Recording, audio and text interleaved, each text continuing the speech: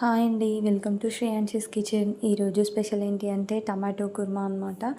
ఎప్పుడు tomato curry ఒకేలా కాకుండా ఒక్కసారి ఇలా కుర్మా ట్రై చేయండి. చాలా మంచి టేస్ట్తో సూపర్గా కుదిరింది.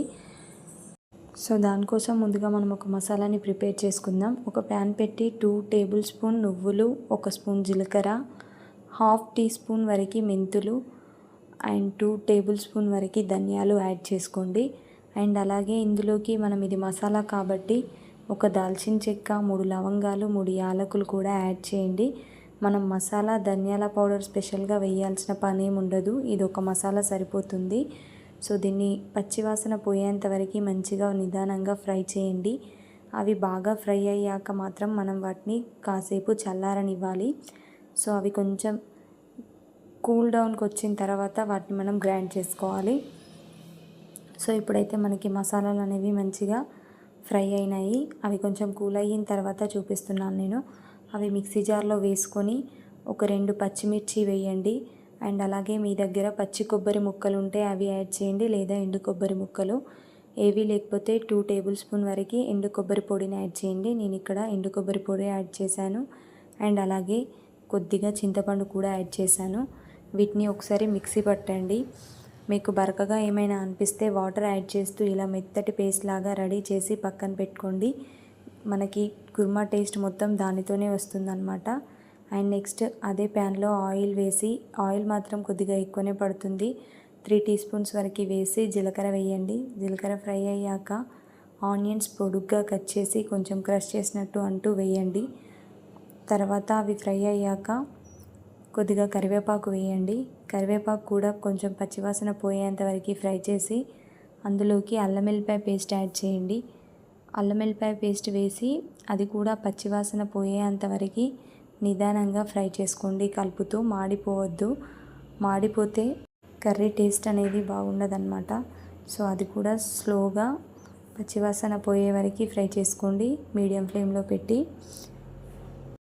నెక్స్ట్ మన మెయిన్ ఇంగ్రీడియంట్స్ వచ్చి టమాటోస్. మనం చేసేది టమాటో కుర్మా కదా, సో కట్ చేసి పెట్టుకున్న టమాటోస్ని కూడా యాడ్ చేయండి. టమాటోస్ అనేవి చిన్నగా కాకుండా ఇలా పొడుగ్గా కట్ చేసుకోండి. 4 ముక్కలుగా కూడా కట్ చేసి వేసుకోవచ్చు. సో అవి వేసి క్యాప్ పెట్టి ఒక 3 to 4 మినిట్స్ కుక్ చేయండి. ఆ తర్వాత చెక్ చేసినట్టయితే టమాటో నుండి తొక్క ఊడిపోతుంది. అప్పుడు హాఫ్ టీ స్పూన్ వరకు పసుపు, 1 స్పూన్ ఉప్పు అండ్ 1 స్పూన్ కారం వేయండి. మనం ఇందులోకి ధనియా పౌడరు, మసాలా ఏం వేయాల్సిన పని ఉండదు. మనం ముందుగానే మసాలా ప్రిపేర్ చేసుకున్నాం కాబట్టి కారం కూడా మీ టేస్ట్కు తగినంత, మీరు తినేంత స్పైసీని బట్టి యాడ్ చేసుకోండి. నేను ఇక్కడ 1/2 kg టమాటోస్ తీసుకున్నాను కాబట్టి 1 టీ స్పూన్ కారం వేశాను. సో అది కూడా క్యాప్ పెట్టేసి ఒక 5 మినిట్స్ కుక్ చేయాలి.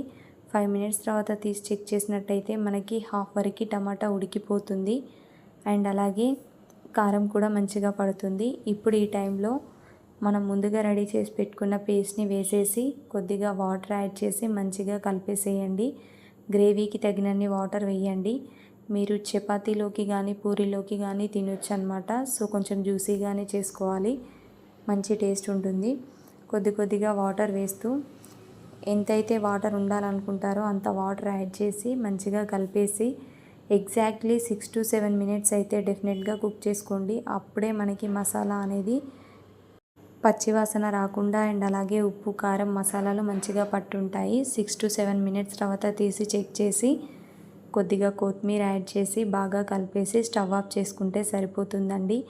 మనకి టేస్టీ టమాటో కుర్మా అయితే రెడీ అయిపోతుంది.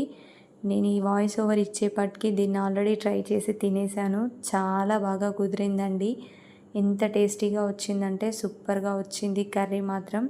సో తప్పకుండా రెసిపీ అయితే ట్రై చేయండి. అండ్ ఎవరైనా ట్రై చేస్తే నాతో షేర్ చేసుకోవడం మాత్రం అస్సలు మర్చిపోవద్దు. అండ్ అలాగే మన వీడియోస్ కనుక మీకు నచ్చినట్టయితే ప్లీజ్ ఛానల్ని సబ్స్క్రైబ్ చేసి వీడియోస్ అయితే లైక్ చేయడం మర్చిపోకండి.